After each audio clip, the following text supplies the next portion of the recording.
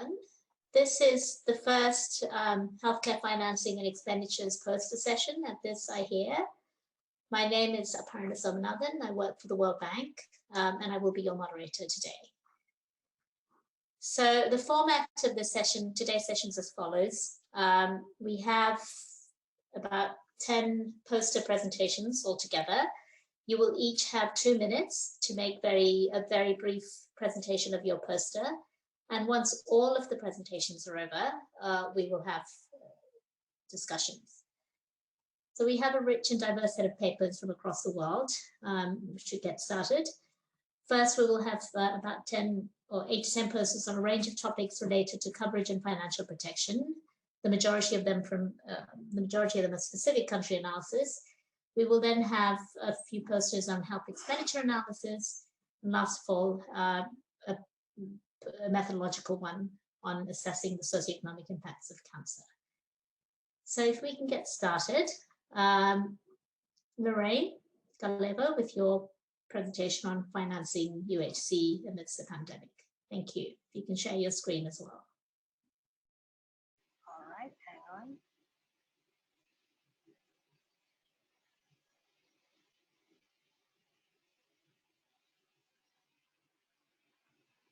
Okay. Good afternoon, everyone from the Philippines. So today I'll discuss about financing universal healthcare amidst the pandemic, revisiting the role of earmarked funds for UHC in the Philippines. So the Philippines is among the few countries depending on earmarked funds to fund revenues, the excess taxes from revenues to fund its universal healthcare. The total requirement for this is estimated at 27 billion in the next 3 years, taking the pandemic into the account. For our methods, we estimated the fiscal space by reviewing the multiple sources of funding. So we have the tobacco tax, alcohol tax, sweetened beverage tax, and e-cigarettes tax. And these recent laws were used along with the budget utilization of the government in the last 5 years. So these two criteria affects the fiscal space for health. Our results present that the estimates for UHC requires 21 to 27 billion until 2023, but the actual excise taxes actually declined by 6% in 2020 compared to 2019. And as a result, 28% of the $7.8 billion requirement for 2021 remains unfunded. In this figure 3, we have analyzed how the other sources of funding actually fund the projected expenditures for health. And what we found was there remains around 40%, around 40% remains unfunded for the next 2 years for the projected budget. With this, we think that for the long term, the Philippines will have to revisit its funding strategy for UHC, considering that it's based on health earmarks. And also general revenues will have to cover the budget deficits when earmarked sources fails to deliver for their purpose. And also, there's a small part of foreign assistance and loans that are used for financing, although these are not good to be used in the long term. That's it. Over. Thank you very much. Thank you very much, Lorraine, and to keeping to time. Anuja, you will be next.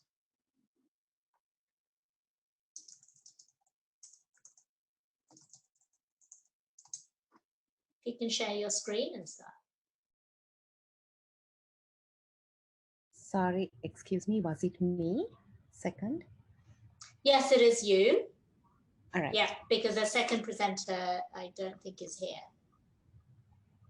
So if you can all keep an eye on your chat box, I am telling you who is speaking next.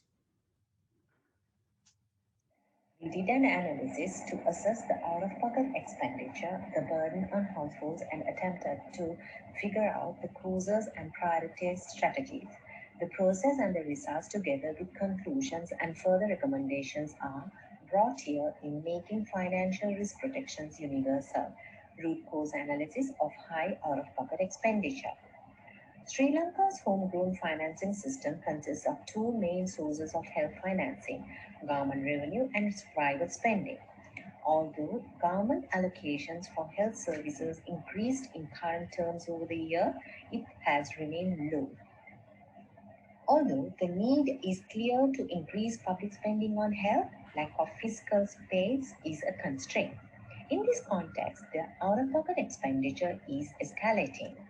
Hence, through the assessment of causes of out-of-pocket expenditure, its implications and effective solutions related to public health financing and fiscal space creation to prevent high out-of-pocket expenditure is vital. Why out-of-pocket expenditure is a problem, as shown in Figure 2, it prevents patients from seeking medical care when necessary. It creates financial hardships and creates inequity and impedes achievement of UHC. Therefore, our objective was to identify determinants of high out-of-pocket expenditure among patients suffering from NCDs for most modifiable and impactful policy option. The aim of health services research is to produce reliable and valid research data on which to base appropriate, effective, cost-effective, efficient, acceptable health services. It draws on many disciplines and adopts population perspective. The steps that we adhered to were identifying the problem, defining the stakeholders, gathering information and evidence, and considering of policy alternatives. Data analysis consisted of root cause analysis, identifying stakeholders, HIES data analysis, and also qualitative data analysis for identifying determinants and policy alternatives, and feasibility assessment for intervening to reduce out-of-pocket expenditure. According to the HIES 2016, majority of OOP was incurred on fees for private medical practitioners, purchasing medical and pharmacy products, payment to private hospitals and nursing homes, and payment to laboratories. This is shown in Figure 3. The aim of RCA is to systematically analyze a problem, identify a hierarchy of causes, and understand existing barriers to change, establish an improvement action plan, and finally target effective corrective actions at the section with highest leverage. The RCA showed that there were a variety of manipulable variables leading to high OOP incurred by patients suffering from NCDs. After identifying the causes, prioritization was done, considering the following facts. What can be fixed, technical and organizational feasibility, the low-hanging fruits, that is, practicality and political consequences. Considering this, we observed that some manipulable issues repeated, for instance, data for planning, and we went on to Anuji, see you are over time, so I hope you'll be wrapping up soon. Determinant leading to high out-of-pocket expenditures I will. Yes. Issues related to timely So this is availability of essential drugs and laboratory services, lack or inadequate data for planning, lack of after-hours services. Therefore, our conclusions and further recommendations are: RCA give rise to 3 policy options to be considered which would be the best buys. This showed that implementation of electronic health record system was a cost-effective solution. The cost to the system would be 23 billion to bring down out-of-pocket expenditure by 30% threshold, and the impact would be 35%, of which the political and operational feasibility is high. Lack of data for planning was a key factor and was common to all 3 determinants. Thank you. Thanks, Anuji. For you, you're next. Can I please ask all of you to keep to your 2 minutes, because it wouldn't be fair on people who come further down. Thanks. For you, over to you.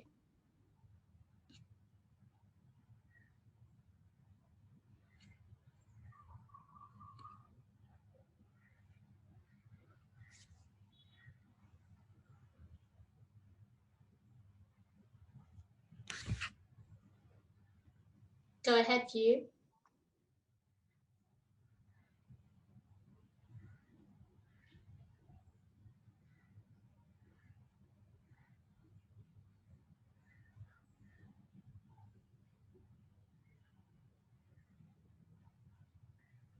Have Sorry, I I muted forgot you? to- Are you? Yes. Yes, Sorry, please I do get forgot to started. unmute. Sure. Thank you. Good afternoon from Myanmar. I am Dr. Phuyen Tan. I will make the short presentation about our poster managing out-of-pocket spending on health based on the Myanmar National Health Account findings. Global evidence suggests that high out-of-pocket payments negatively impact households and the health systems in a number of ways. Based on the findings, this paper aims to provide the evidence gap by addressing the implication of out-of-pocket payment on health and proposing the relevant policy options for the financial protection by reducing the out-of-pocket payments. This analysis is based on the Myanmar National Health Accounts finding studies and World Health Global Health Expenditure database. The analysis found that total health expenditure has been increasing throughout the period. Likewise, the similar trend could be seen in the out-of-pocket payments, which is the main source of financing for the health expenditure in Myanmar. There is no major changes in the external health expenditure throughout the years. The domestic government health expenditure also steadily increased from the 2000 to 2018, and a similar trend is observed for the GDP. Expenditure by types of services show that outpatient care accounts for the largest share of the out-of-pocket payment spending, and reduced OOBs is valid for the inpatient care and payments for the medicines. The study mentions that Myanmar healthcare system services are largely financed by the out-of-pocket spending, and the percentage share is comparatively higher than the regional countries. It alarmingly highlights the urgent needs of the action to manage this level of the out-of-pocket spending in Myanmar. There should be the necessary action to advocate for larger allocation of spending on health within the existing government budget. It is estimated that Myanmar government should increase government health expenditure 4.64 to increase the primary healthcare spending, provide the financial protection and health coverage according to the Sustainable Development Goals. Improve efficiency in the public health expenditure is the critical one. Though Ministry of Health is trying to improve the public financial management, efforts should be accelerated, particularly as the GDP is likely to contract into 2021 as a result of the global recession and COVID-19 pandemic. Thank you for paying attention. Over to you. Thank you, Phu. Taslima, you are next.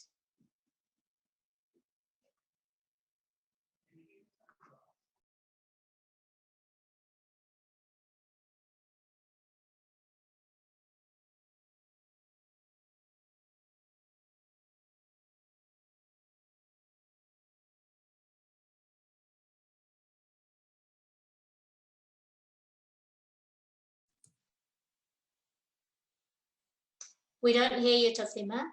Now you can hear me? Yes, now. Yeah, oh, great, thank you. So in this study, we have analyzed the latest 3 rounds of Bangladesh household income and expenditure survey data. And we have used the recently developed normative food, housing, and utilities method that was reported in the World Bank and WHO Universal Health Coverage Monitoring Report in 2017. And the methodology that we've used, we have refined it a bit. What we've done is that all the households are divided into 5 groups. Poor households that are further impoverished, non-poor that are impoverished, at risk of impoverishment, and not at risk of impoverishment. And there are the households that do not spend on healthcare. Recognizing the fact that households who do not get to utilize healthcare because those are unaffordable, we have also included in our analysis, highlighted in our analysis, those households that do not get to consume healthcare because of financial reasons. The results here is that, as you can see, the blue bars over here, over the years, out-of-pocket expenditure has skyrocketed. And the poverty impact, as you can see, the incidence of impoverishment has increased in all 3 models. We have utilized 3 different models, depending on the fact that there are 2 different sources of out-of-pocket expenditure in household income and expenditure service, one in the health section and the other in the consumption module section. So in these 3 models, we see that the incidence of impoverishment has increased over the years. But the interesting fact is that if you can look closely across in the vertical axis, the problem of further impoverishment is more severe than the problem of non-poor household falling into poverty. The other findings are that 5% of the households were always at the risk of impoverishment throughout the year. But contrary to our expectation, that we found that households that forego healthcare due to financial reasons was very low. It was less than 1%. Turning to catastrophic expenditure, what we've seen is that the distribution, the level and distribution, overtime distribution is shown here. As you can see, the normative food, rent, and utilities method that show that the overtime incidence of catastrophic health expenditure has increased, but the distribution is pro-poor. Poorest households are worst victim of catastrophic health expenditure. And among all, we have analyzed few other dimensions. The one notable result is presented here, that over time there was a sharp increase in the incidence of catastrophic expenditure for the households that have chronically ill patients. There was a jump from 2010 to 2016 in Model 1 and Model 3, though Model 2 shows some degree of decrease. We have also used the traditional methods, particularly the method that is used in SDG indicator. The problem, the difference will you be here, wrapping up soon? Yeah, that's the last. So the difference in the distribution is that when we use the normative food, rent, and utility methods, we can see that the poorest households are the worst victims, but in case of the SDG indicators, you can see that it is the richest household who bear the worst burden of catastrophic health expenditure. So to wrap up, I think even though Bangladesh has promised to achieve UHC within 2030, it seems in an unfavorable position to achieve that. Thank you. Thank you, Tazima. So Rifki, over to you.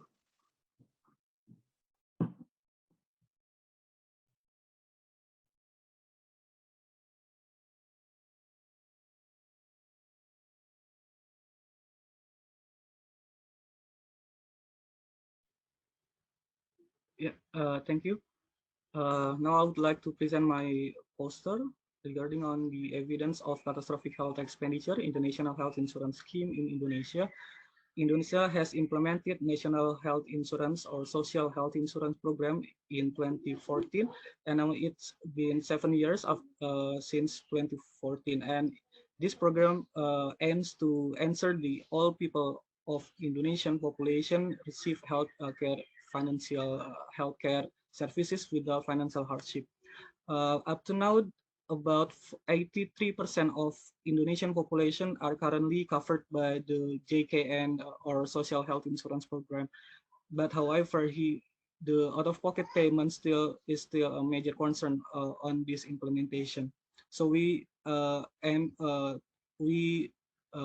assess this catastrophic health expenditure among these households in 2 periods of study. We did primary data collection across 10 provinces in Indonesia, or representing 70% of the population. And we differentiate into 3 different thresholds, and we also differentiated into 2 different health services, which is outpatient and inpatient services. So from the results, we can see that the catastrophic health expenditure incidence from 2018 to 2019, there is a decreasing incidence of this catastrophic health expenditure. So, and for this figure, also we can see that the social health insurance participants or JKN members, they are more like found to be less likely to experience catastrophic health expenditure. So we in this table 2, we also identify the determinants of catastrophic health expenditure, and from this multivariable logistic and regression, we found that JKN member or social health insurance participants are less likely to be found reducing the catastrophic health expenditure. And from the discussion in Indonesia now, there is currently a regulation that allow participants to upgrade their room when they were hospitalized to VIP or one level higher.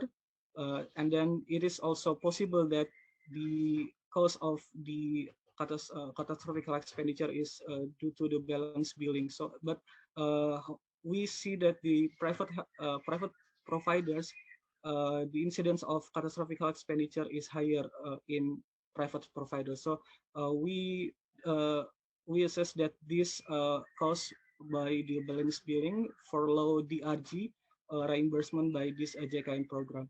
So we recommend the government of Indonesia to review the capitation and the DRG payment which have not been adjusted in 7 consecutive years.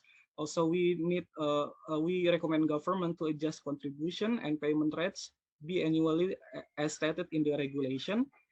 However, the rest of uncovered population, the government needs to expand this coverage, especially for those the workers in a classification of all non-poor, non-wage earners by subsidizing this partial contribution to JKN program. And also we recommend that the government to identify the additional revenues from other resources such as syntax to as an alternative of JKN funding, and it can protect the household against catastrophic health expenditure. Thank you.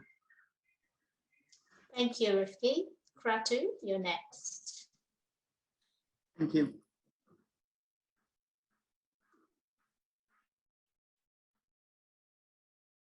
Is my screen visible now? Yes, it is. Please go ahead. Thank you. So I am here to present WHO's Health Systems Governance and Financing Department's work on health benefit packages. We have attempted through a survey to find the limit and the coverage of interventions in benefit packages in our member countries. As we know, the primary a benefit package and a comprehensive benefit package is a critical step for countries on their path to universal health coverage. What we hope to do through this work is to evaluate and determine what countries are providing or promising to provide in their benefit packages. So essentially, this is an ex-ante assessment of benefit package provision globally. We also attempt to determine what the boundaries of those coverage lie by identifying proxy interventions across 35 different intervention categories and disease areas. And we also ask about the coverage of a list of essential medicines, which are covered under the SDG indicator 3.8.1. So we gathered information through a survey that was issued to all WHO member states. And this was done by identifying respondents through WHO regional and country offices. We begin by asking countries to identify and provide coverage information of the largest publicly financed health financing scheme, and by largest we mean the scheme that covers the largest percentage of the population. Furthermore, we gather information on over 140 interventions across 35 different health program areas or disease areas, which range across the spectrum of diseases, and countries were asked to indicate whether they include them in this largest publicly financed benefit package. We also obtained information, as I mentioned, on the essential medications that are covered and what the extent of that coverage is. So the survey was developed by health category area experts at headquarters in Geneva, and they were consulted to identify 4 proxy interventions within each intervention area. These interventions ranged from low cost, low technology as intervention 1 to high cost, high technology as intervention 4. And then the data was analyzed descriptively along the domains of the survey. And we also include basic information of the health financing system, the conditions of coverage, exceptions to coverage, the linkages with HTA mechanisms, and the contents of the benefit package for general and specific conditions. So we've received results up to now from 123 countries. And the results provide a list of what countries are promising to provide as part of their benefit package and what the nature of that coverage is. In our poster, we're presenting this information for a select group of countries as you can see in table 1. So we show you information for Singapore, Mozambique.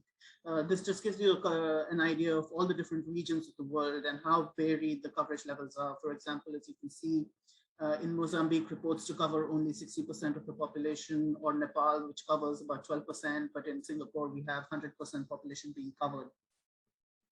Also in figure 1, we're showing you a subset of the entire list of the medications that we've asked in our survey. As you can see, there is wide heterogeneity across the countries in the coverage of medications, even within a list of essential medicines. We collected this information for about 30 essential drugs, but here we're showing you about 10 just to save space. In table 2, we show you 2 specific interventions out of the 35 that we've mentioned, namely maternal and newborn health. As you can see, close to 95 countries responded to covering maternal health in their benefit packages, and around 93 to 96 countries respond to covering different interventions in newborn health. And as you can see, the range of interventions ranges from a basic antenatal care package to antenatal ultrasound, to normal childbirth, to the most complex one, which is cesarean delivery. So will you be wrapping up soon? Yeah, sure. I'll just move to the conclusion. So as you can see, the range of coverage varies across the interventions and across countries. In conclusion, we can see that these interventions are financed through different mechanisms, highlighting the different priorities faced by countries on specific interventions, which may be determined based on historical settings, burden of disease, evidence, or a mix of all of the above. The benefit package is an important product to assess current country capacity and progress towards universal coverage. So we hope that this work basically seeks to fill in the gaps in the knowledge base. It reviews recent decisions and country experiences, and it also highlights country-specific coverage decisions regarding the range of services that are provided. Thank you. Thank you, Kratu. Martilord, you're up next. Thanks.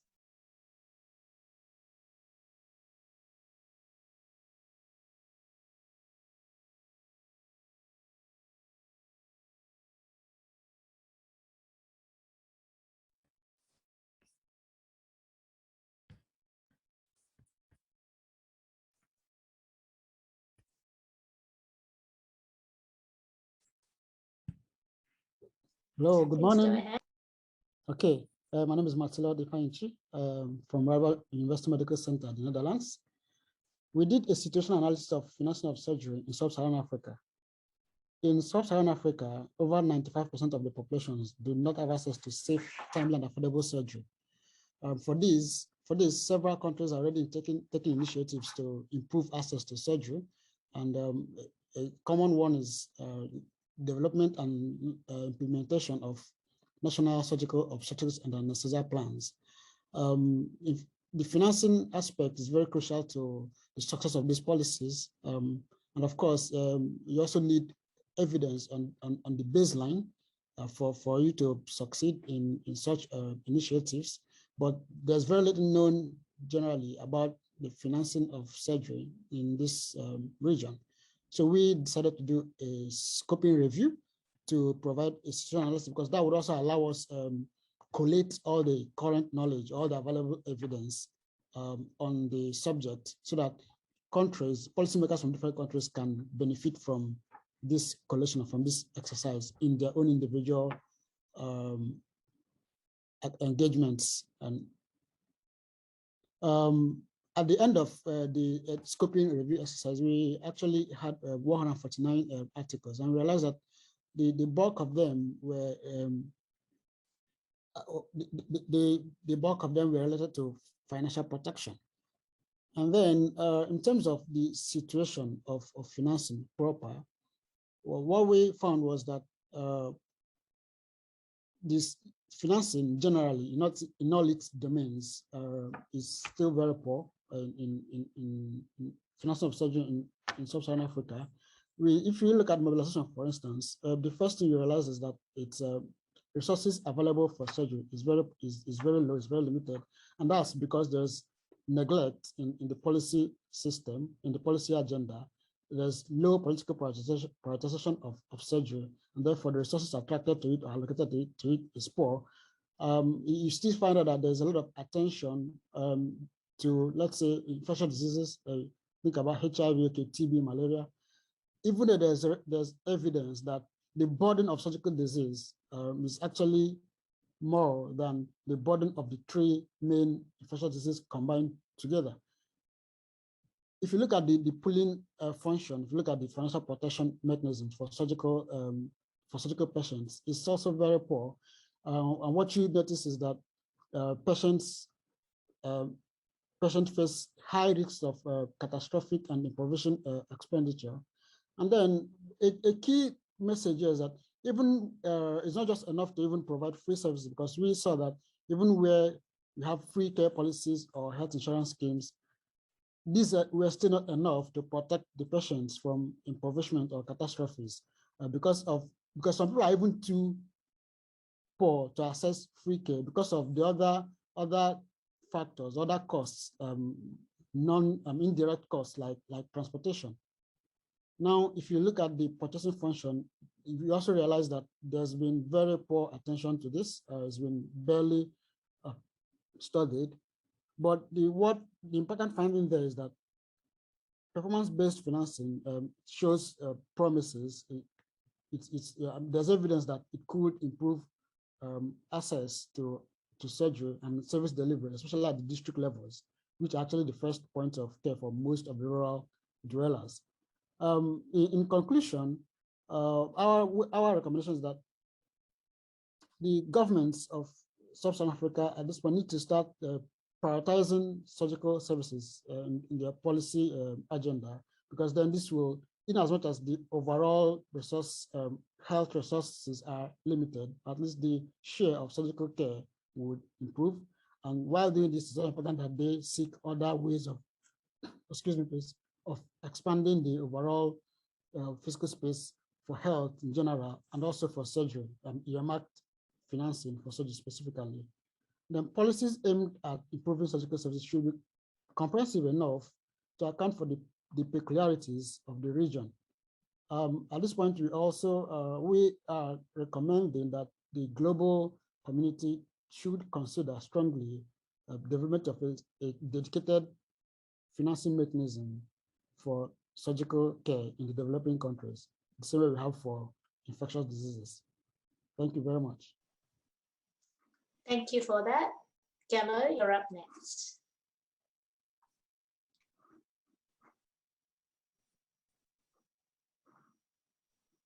Good day. I am Jello Apostol from ThinkWell. The recently enacted Philippine Universal Healthcare Law, or UHC law, introduces significant reforms to the country's health system, which has been locally devolved since 1991. Notably, it provides for the reintegration of these locally devolved health systems into province-wide health systems. The process of province-wide reintegration necessitates a revisit of the complex and challenging political dynamics at the provincial and local levels. And for this study, we looked into more than 600 identified political actors across 25 provinces, and we mapped out their level of knowledge, costed their available resources, and interfaced this with their willingness and position towards UHC law implementation. What our study found out is that overall, the political actors were supportive of the general intent of the law, but when it comes to the specific implementing mechanisms, support or opposition varies widely depending on the level of knowledge and available resources. The trend here shows that the provinces with significant health resources are generally willing to finance and operationalize the integrated province-wide health systems. However, at the local level, municipalities with high resources are less likely to support the provincial reintegration process, which they see as giving up fiscal autonomy and control over their health budget. On the other hand, municipalities with limited health resources see the law as an opportunity to unburden from costly health expenditures. So moving forward, coordinated health system strengthening, solidarity building, and resource sharing across all levels is therefore critical. Also, absence of clear guidelines on private sector engagement offers very little value proposition for private actors to participate in these province-wide health systems. And in the Philippines, 60% of the country's health resources are concentrated in the private sector. So therefore, complementation via public-private healthcare provider networks must be proactively pursued as a critical strategy for effectively achieving UHC goals. Now, given the dynamic nature of policy change and the complexity of universal healthcare rollout, doing stakeholder analysis such as these in iteration can offer clear insights to support change management and to ensure that political viability and ownership of UHC policy reforms is sustained. Thank you very much.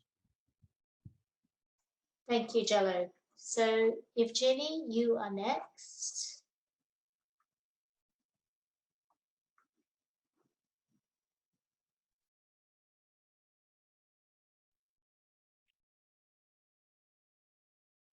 So, good afternoon. Well, wait, second please. So, good afternoon. In our study, we try to identify the causal effect of income growth, as in personal income growth, on health spending. Well, in order to identify this causal effect, we exploit a natural quasi-experiment that has been done recently in Russia. What must happen? Well, since 2012 year, Russian government gradually increased average salaries of public workers. In Russia, public workers are public servants, university professors, health sector workers, social workers. Well, before the year 2012, their salaries were significantly lower than the average salaries in the economy, and the government decided to increase these salaries. Well, and if you look at this chart, you can see the dynamics of salaries in the treated group, i.e. public servants, and in the control group. These are in those who work in private sector. Well, we see that these trends are parallel. Well, until the year 2016. Well, the reason was simple. Yes, the government promised a gradual wage increase, but it couldn't increase wages because of policy crisis in Ukraine and neighbor countries. But before the next round of presidential elections in the year 2018, the government sharply increased average salaries in public sector. And we treat this case as a natural quasi-experiment that can be used to identify the causal effect on health expenditure, because this sharp increase was a little bit unexpected for Russians. So the trust in government in Russia is very low, and sharp increase in salaries was really unexpected for everyone. And when we estimated the causal effect using difference and differences approach, you can see the equation here. Well, first we see that results are a little bit unexpected. Well, we see that, so when we take into account total health spending as a dependent variable, well, we see that income elasticity estimates are declined in the year 2018, and they also a little bit, the point estimate is a little bit smaller in the year 2018 in the treated group than that of control group. But the difference is fairly small, and in fact, the difference isn't statistically significant in the year 2018. As we observe a very short-term effect of income increase on the income elasticity estimates. If we split the spending on outpatient care spending and spending on medicines, well, we see that there is no effect of income increase on outpatient care spending, and there is a small effect on spending on medicines. Well, to sum up, we could say that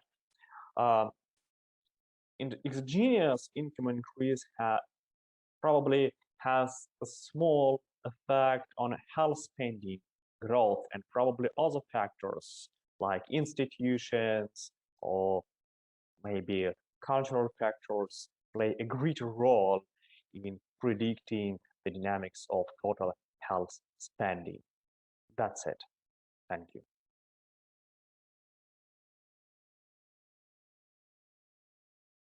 Thank you for that. Michael Grobler, you're next.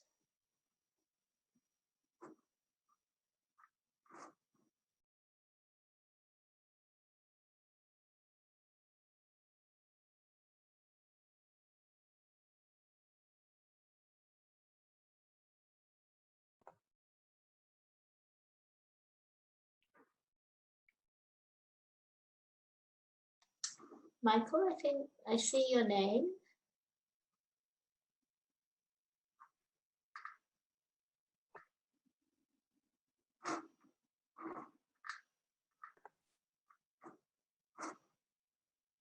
Sorry, we couldn't hear you called up. That's right. Go ahead. Can you share your screen as well?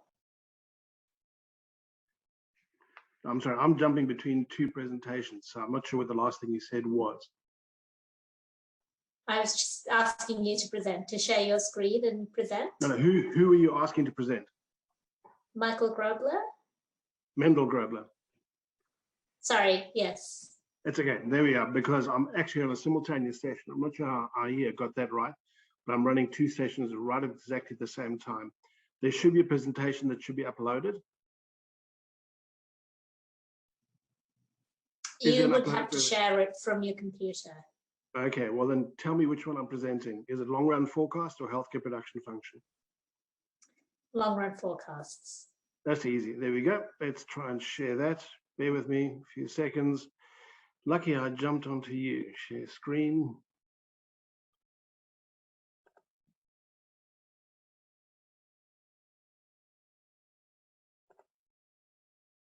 You should be able to see it. Yes, we can. Go ahead.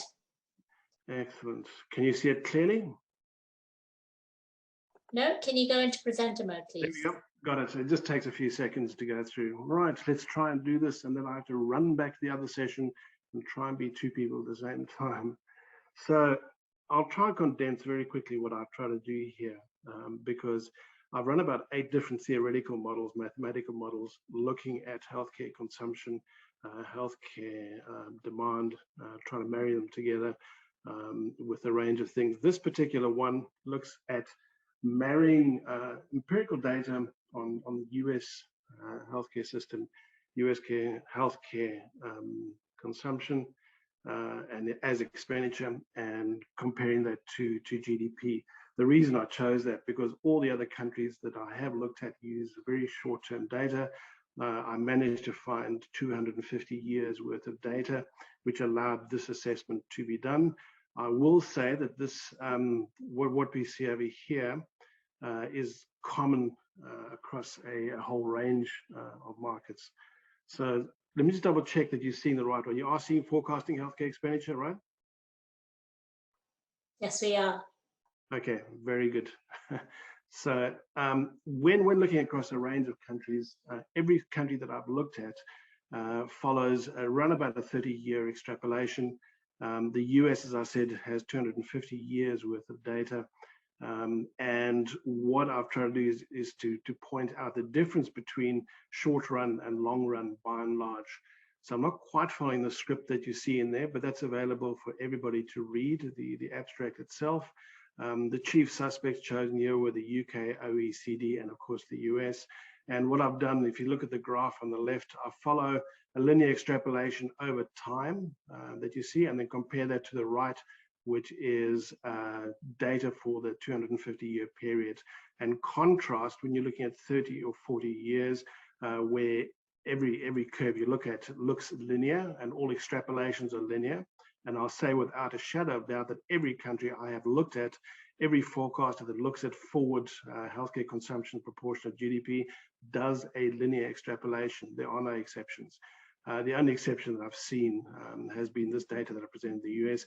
And what's interesting is that when you look at that data, a clear function actually becomes obvious. And in this case, I fitted a sigmoid function or logistic function to that data, which fits the data very well. too well, possibly, but when you compare and contrast the range of other countries, I find the same function with one or two minor exceptions when we have things like, for example, variation in GDP. Okay, I'll leave that, except for leaving you with the last thought in the discussion, which is that probably one of the reasons why we have health economists is the endless panic about uncontrolled growth in healthcare expenditure. But if we're looking at it in the long run, we see that all the panic arises from short-term extrapolations, and that leads to a lot of, especially at a time now with COVID, when we're looking at cutting back because of fears of forecasts, it might be time to question that. Thank you, Mendel, and sorry about getting your name mixed up. We do have Michael Stuckey next. Yes, I saw his name. Okay. Thank you for joining us. Sure. I think we'll have discussions afterwards, so we might miss you. I'll try and jump back. Michael Stuckey. Yes.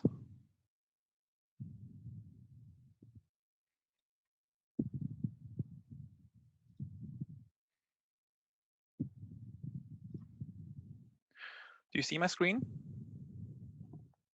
Yes, we do. Thank you. Okay, perfect.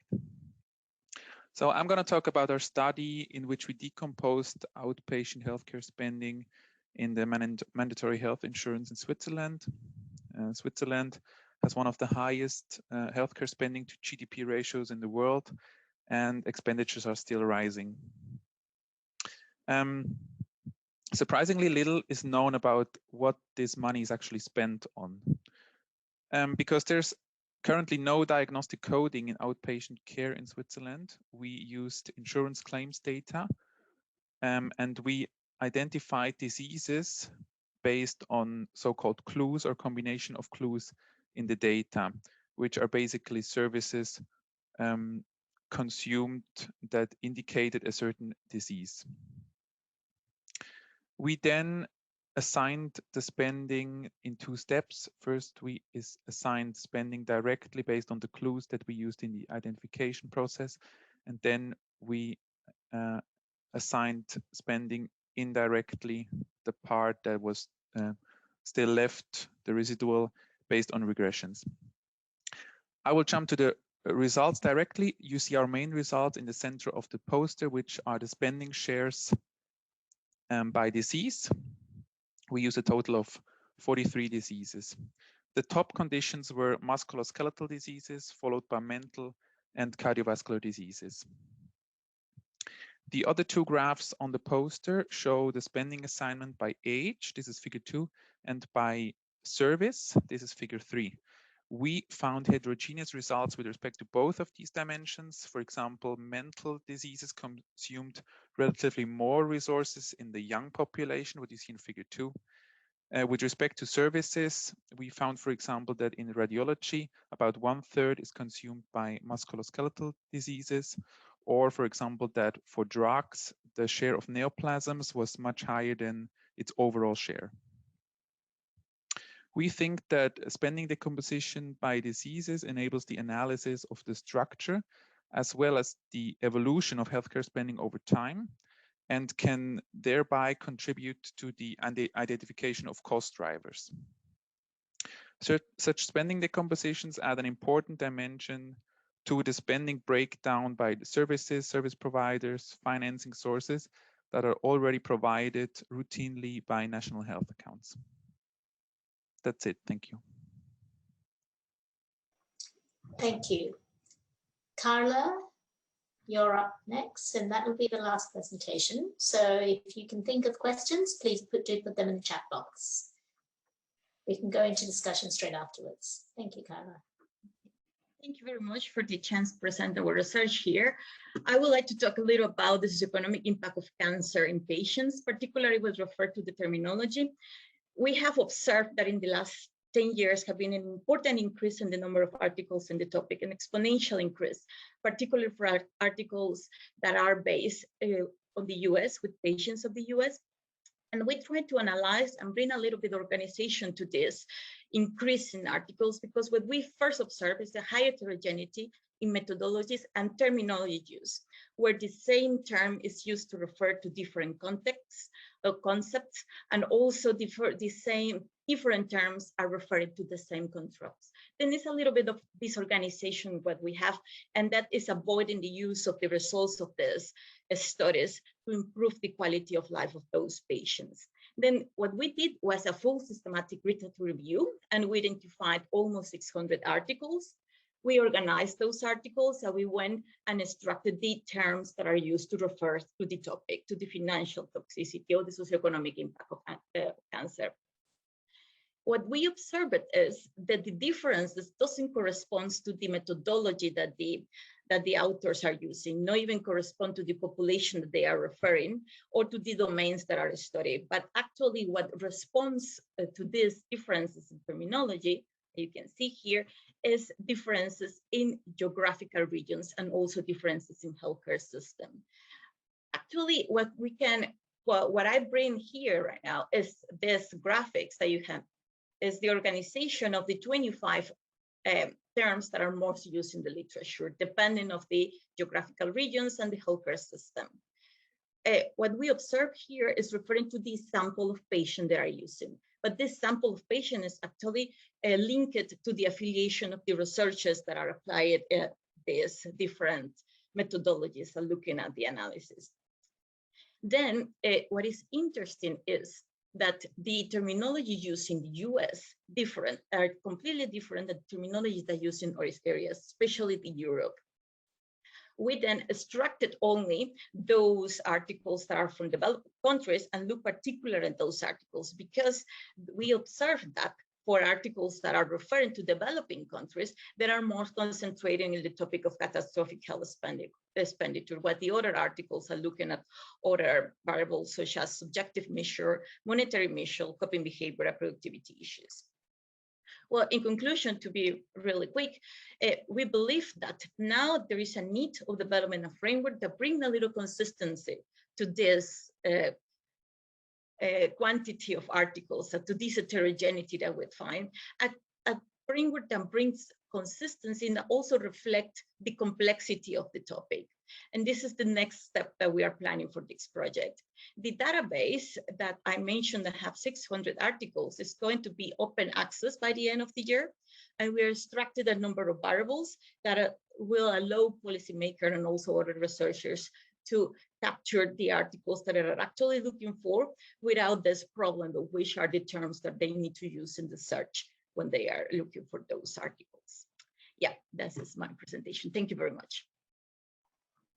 Great, thank you. Thank you, everyone. So we have about 22 minutes left for discussion. Questions from anyone? You can either put them in chat box or raise your hand.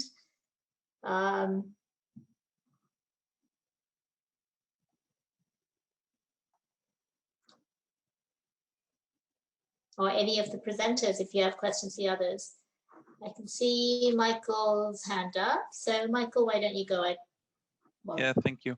Actually, just a remark. Maybe it's not going to be a question because I'm not sure whether the presenter before me, I don't remember his name, is still there because he had to jump to another session, right? But just a remark, maybe it doesn't necessarily need an answer. He mentioned that there's kind of panicking by health economists about the future trend of healthcare spending. I just would like to add that even if you're not panicking about the future trend, you might still be panicking about the current trend, because I'm pretty convinced that we spend a lot of money on things that are not really worth it, I would say. And this just underlines how important it is to know more about what our money in the healthcare system is actually spent on. Because I think it gives you a detailed picture of what kind of diseases are treated, what's the evolution of underlying prevalence rates, how does the spending per prevalent case in certain disease areas evolve. And I think this is actually a very important input to get more reliable predictions about the future, about the trend of future healthcare spending. Yes, indeed. We've got quite a few participants as well who've joined. Would anybody like to ask any questions from any of the presenters?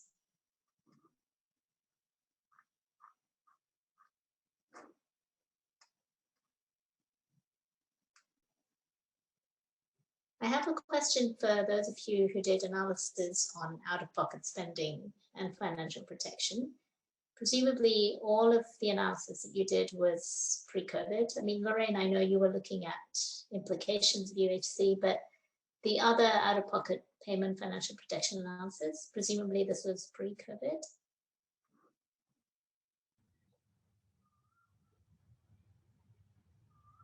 Excuse me, this is Anuji from Sri Lanka. Yes, this analysis was pre-COVID, based on HIES data that was available. But there are also a lot of studies going on during the pandemic, during restrictions, travel restrictions, and during even lockdowns. So yes, they would come. Thank you. Anybody else?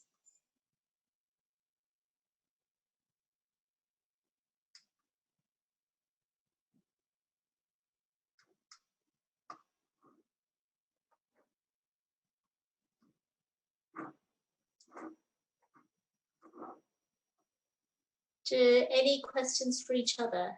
I know it was a fairly diverse set of presentations, but of issues that are probably of interest to all of you.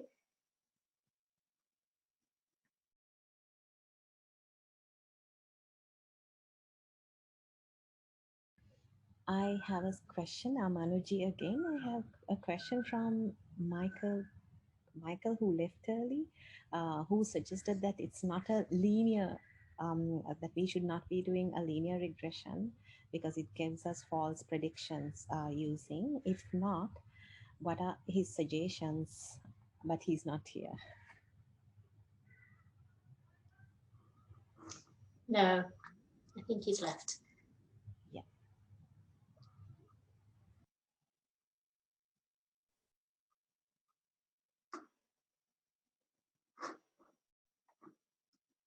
Any other questions at all?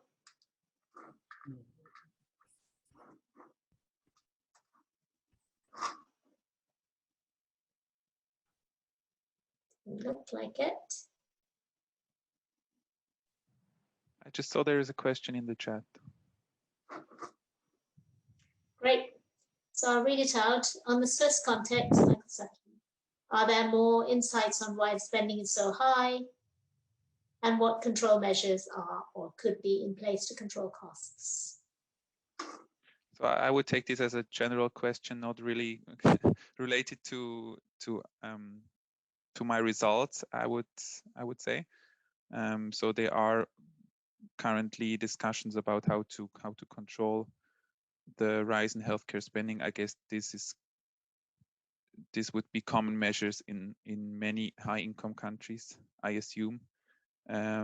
There's discussions about setting spending targets, limits to healthcare spending growth,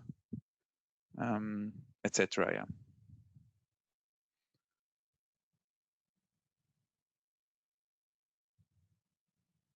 So some of them are quite specific to Switzerland. There's a very disputed way of remuneration in the outpatient healthcare sector. This is currently, some parties try to reform it.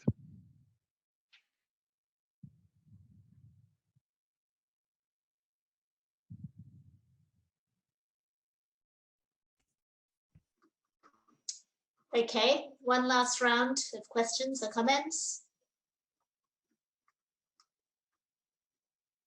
Anyone else? Yes, just a comment. Go ahead. Okay, it's still on the earlier presentation by Mendel. I mean, because there was a comment on it about whether we should be using linear regressions or not. Well, I think it was just also more than that, because he was trying to say that if you use just short perspectives, a few years perspectives, you're going to get something different. But if you're going to take several years, like a longer perspective, you'll get something different. So, well, he's not here to give us better insight, like better clarification, but it wasn't just about the methodology, but also the perspective, the length of the data you're using, the longitudinal data you're using. Is it just short term or longer term? If you use a longer term, you get something different. Okay, he's here. Would you like me to answer that, Apollo? There's another question for you as well, but yes, can you start with this one? Okay, I'm sorry, jumping in between sessions. That's right. Michael, maybe you can ask your question next. Go on. Right, so in terms of the data, if it is just the length of time, then the answer is fairly simple. The problem that we face is that most countries do not collect long-term data and do not analyze GDP as proportion of healthcare data, consumption proportion of GDP in the long run. So it's all of those linears were based on, every time I look at anything for 30 years worth of data, it looks approximately linear. It's a common trap mathematically to fall into. There was only one country that I managed to find with more than 200 years worth of data. I know the UK has 100 years, I just couldn't lay my hands on it. But the moment you begin to stretch it from 50 years and up, the function then becomes visible. I have other theoretical work on why that is so. And if you want to contact me, I'm pretty sure I can discuss it with you. But that is, I hope that answers your question. There were two other questions for you from Michael and Anuji. So Michael, do you want to go? Do you want me to answer the question in the chat or ask Mel the question I had actually about? But I wasn't really a question. That my first comment. Maybe he missed it, but it's not it's not a problem. So I'm just going to answer the question in the chat that was directed to me. Okay. Yeah. Anastasia asked what I mean by the potential of health insurance claims data in identifying diseases. So as a first step in our study, we identified diseases based on clues because there was no diagnostic coding. So we didn't have ICD codes or something like this for outpatient services.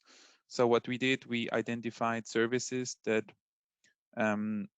are disease specific or that are in combination with other clues disease specific. So for example, let's say drugs against HIV or certain procedures, procedure codes, or certain laboratory tests in combination with some drugs, for example. And then we identified diseases based on these clues. And we actually found that for a reasonable number of diseases, this procedure was quite good. So we compared our estimates of prevalence in the population with the estimates of the global burden of disease study, and also with other studies from the epidemiological literature. And we found that our estimates are quite close. I mean, for some diseases, they were bad. For example, I remember low back pain, because it's very difficult to identify treatments for low back pain. It's actually impossible.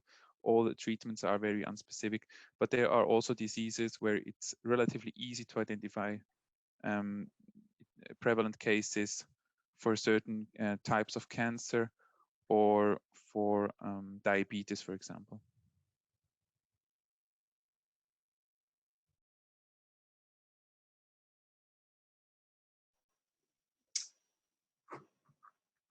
Thank you. Anuji, you had a question for Mental Grobler as well. Do you want to ask?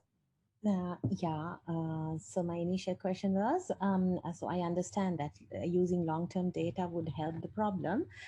So he's suggesting not to use linear regression. What other suggestions do you have if we are not using the linear regression? So I'm not using any regression other than fitting a logistic function to the empirical data. People don't even use regression that much when they're doing their linear extrapolations.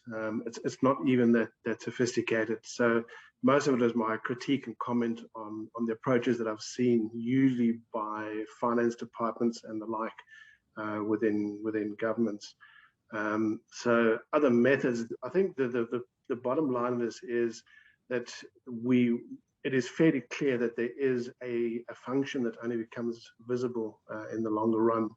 And that is the main thing. What you fit it, I mean, you can fit almost anything you like, but it is fairly clear to me that is a logistic function.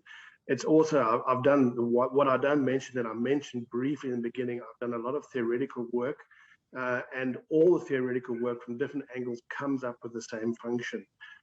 Which is why that there's another poster that I have, which I'm jumping in between, that explains some of that. Some that is the actual production function that we have that makes the production function health. And the other one would be the long run consumption of health on the assumption that we are actually making progress. That would also be a similar function as well. Does that answer your question? Yes, thank you very much. Wonderful, thank you. Thank you. I'll have to run. Anyone else? Yes, that's fine. Thank you for coming back in. Anyone else? I don't see any questions in the chat.